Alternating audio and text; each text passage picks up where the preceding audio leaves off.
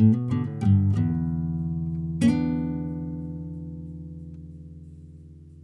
sports fans, and welcome back to Sports on the Spot. My name is Willie Charger, and today I'm going to be joined here by Nick James, who's going to give us his insight on the sports world.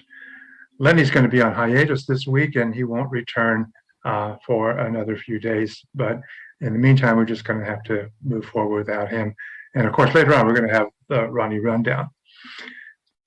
Nick, there's been a lot of stuff going on over the weekend in the sports world. Is there any one headline that stands out to you? Yeah, Willie, I couldn't wait to talk about the LeBron James, Isaiah Stewart battle this weekend. I just think LeBron's frustrated. They were down at the time of the foul, I think, and he knew exactly what he was doing, elbowing the youngster in the face. He probably wasn't expecting that kid to get so riled up, or maybe he did, which is why he did it, but it's just a bad look for him. I mean, the GM LeBron's already not going well, and now he's punking 20-year-olds on the court.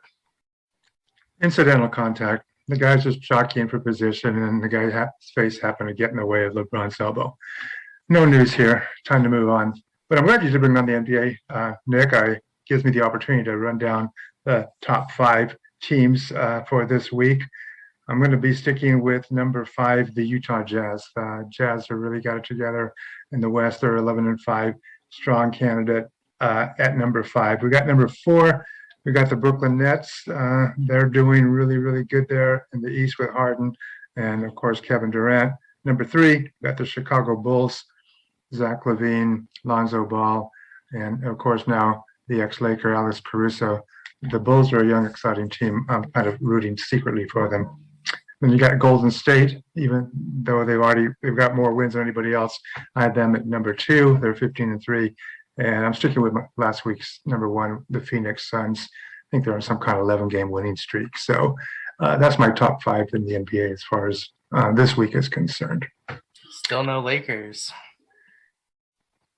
I'm only putting teams that are winning on my list of top 5. And right now the Lakers are at 500. So, no, they're not worthy of consideration. I'm glad you're not biased. As soon as I have a chance to move them up, I will, but they're not quite there right now.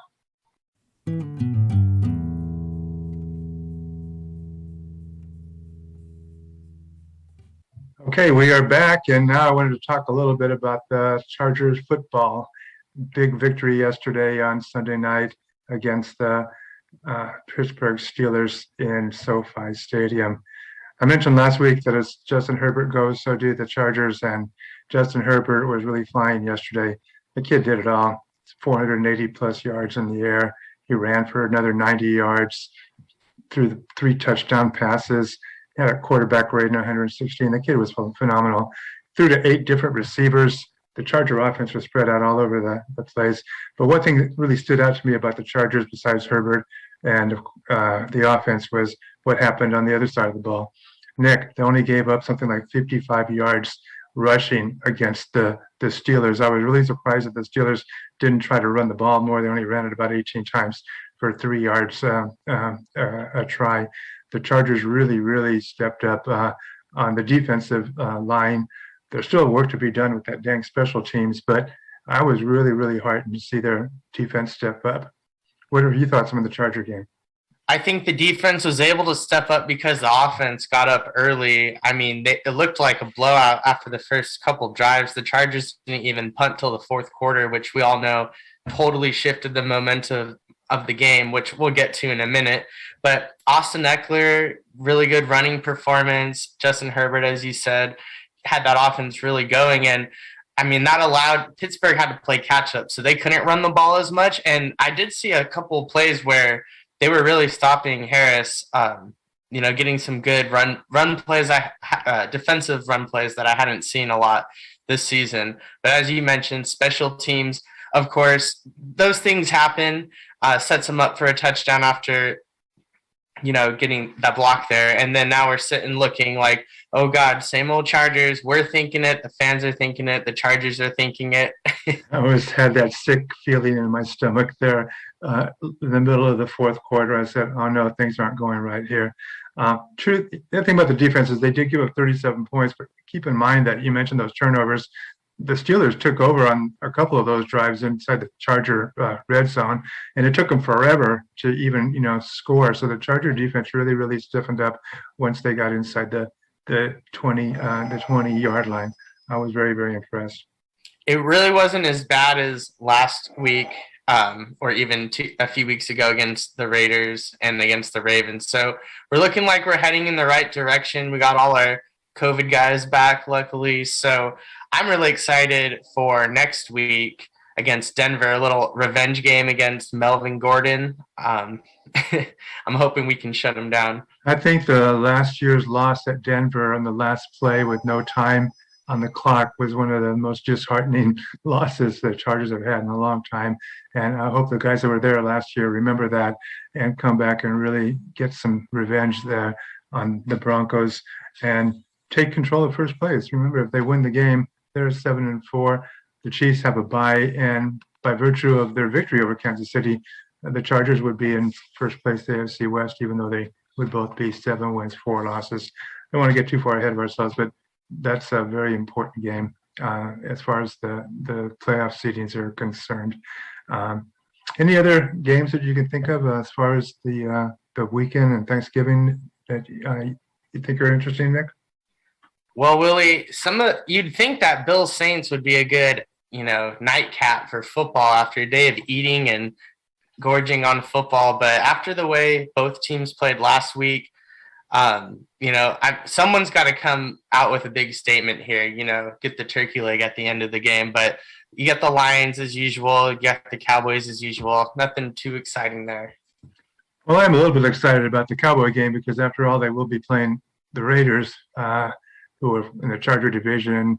And I would like to see the Cowboys bounce back after 2 dismal outings against Denver, and then just over the past weekend, they really laid an egg against Kansas City. So they're in a little bit of a downward trend, and I think it's an important game for them to bounce back, especially Thanksgiving on national television.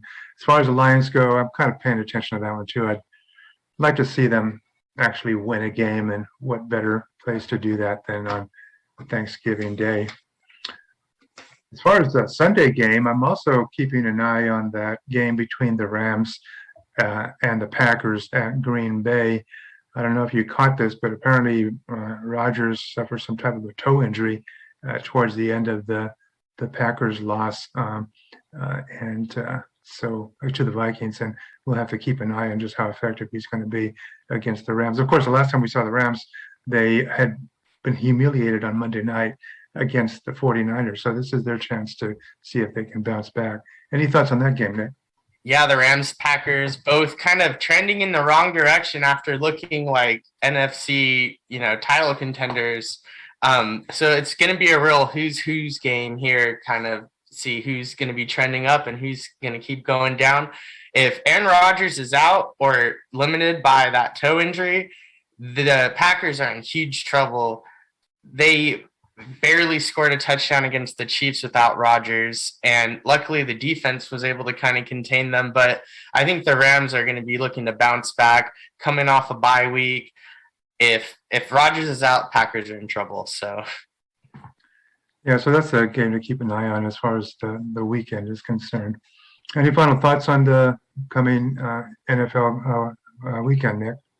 Yeah, well, I think it's a good way to segue into the Knicks picks for this week. I'm actually doing my picks on the Thanksgiving games and the Sunday night game. So for the Lions-Bears game, I know it's not a popular pick, but I am going for the Lions. I think the Bears looked really bad last week. Even with Andy Dalton coming in and salvaging some of that offense, they still couldn't even put up more than 13 points against a Lamar Jackson-less Ravens. So I'm going Lions on this one. I'm with you on the Cowboys-Raiders. Dallas didn't look good last week, but I think they're going to come back swinging. Raiders are heading in the wrong direction. Bills-Saints, not super excited again about it. I think that the Colts defense is a lot better against the Bills than the Eagles defense was against the Saints. I think the Saints offense is a lot worse than the Bills, so I think the Bills are going to be able to rally here. And then Ravens-Browns, earlier in the season, Browns just dragged the Ravens, but Baker looks like he's hobbling all around the field there. I think the Ravens, if they get Lamar Jackson back, especially, are going to be able to take this one out. So 2-2 last week, 15-13 on the season, hoping for a better upswing here. As far as fantasy goes, Willie, I started messing around with some DraftKings, so we're gonna do some daily fantasy value picks here, and I'll just run through those really quick. For quarterback, I really like Jimmy Garoppolo against the Vikings. Rodgers just torched them, 385 yards, 4 touchdowns, and the Niners are rolling. For running backs, I hate to say it, but I do like Melvin Gordon and Javonte Williams against the Chargers. I think it's a good two-headed duo, and the running back, both of them are about 53, 5,200.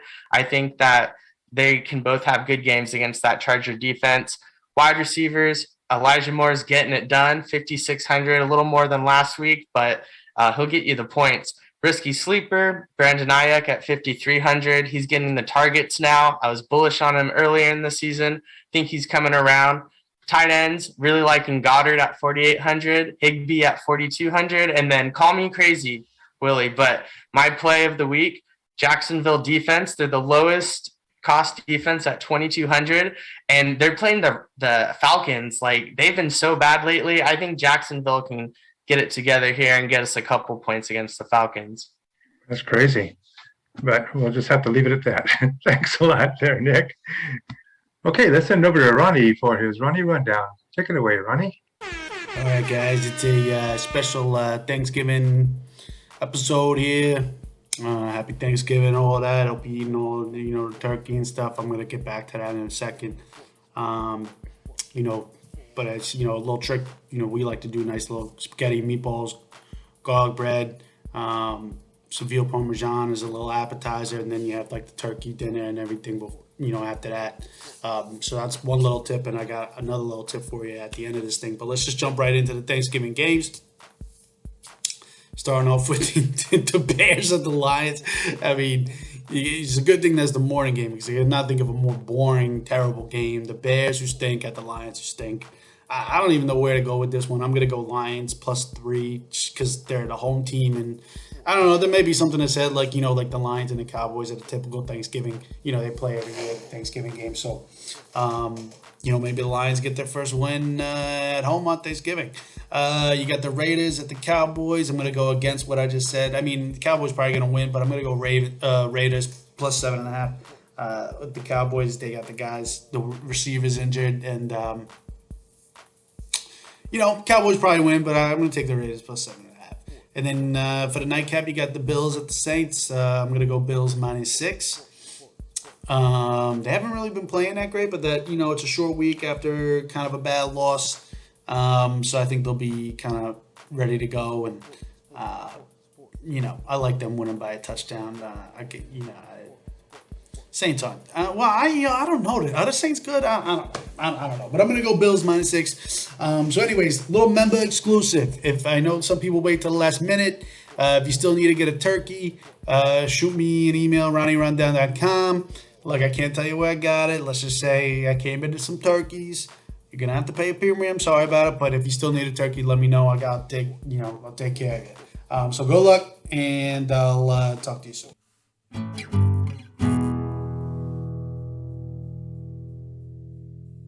Okay, well, we are back, and time for the favorite part of the show, the Sports on the Spot question, where we get to answer our viewers' queries. Lenny's not here to give us his take on it, so I'm going to have to fill in. We have a viewer here coming from Oxnard who wants to know which player is going to be the most valuable player in the NFL this season. Nick, I got some thoughts on that, but I'll let you talk first. Willie, I don't like the MVP award because it always usually goes to a quarterback, where there's sometimes some other guys out there that really deserve it. So far this season, I think the MVP is Jonathan Taylor. Some might have said Derrick Henry before, but Jonathan Taylor actually has as much as, before last week, had as many rushing yards as Derrick Henry, with about 30 or 40 less attempts. And they don't only have to rely on Jonathan Taylor. They have a more rounded offense, but he's getting it done. And I'm not just coming off this 5 touchdown game he just had.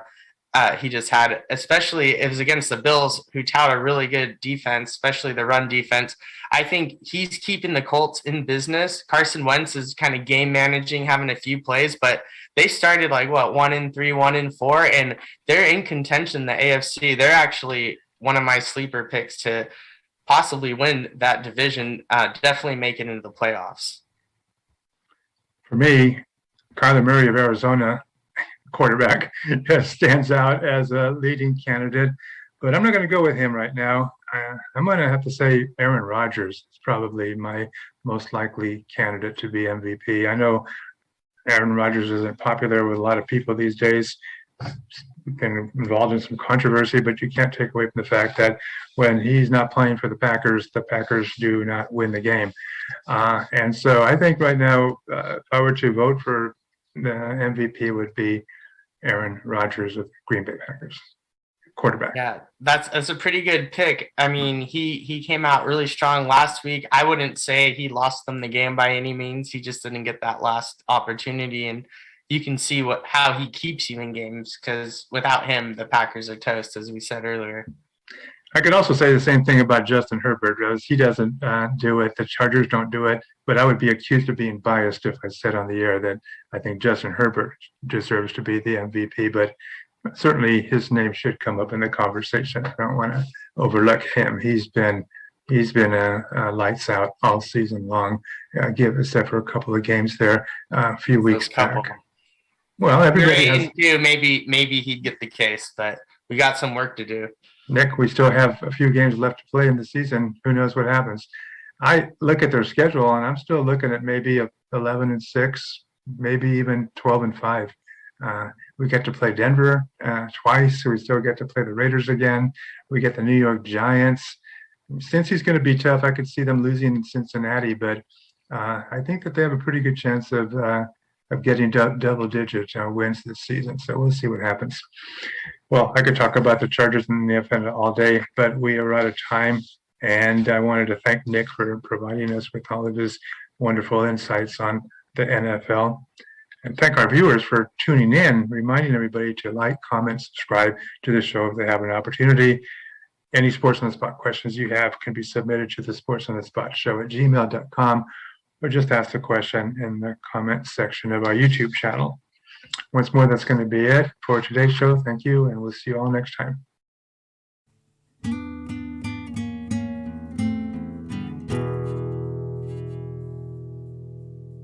Unbelievable.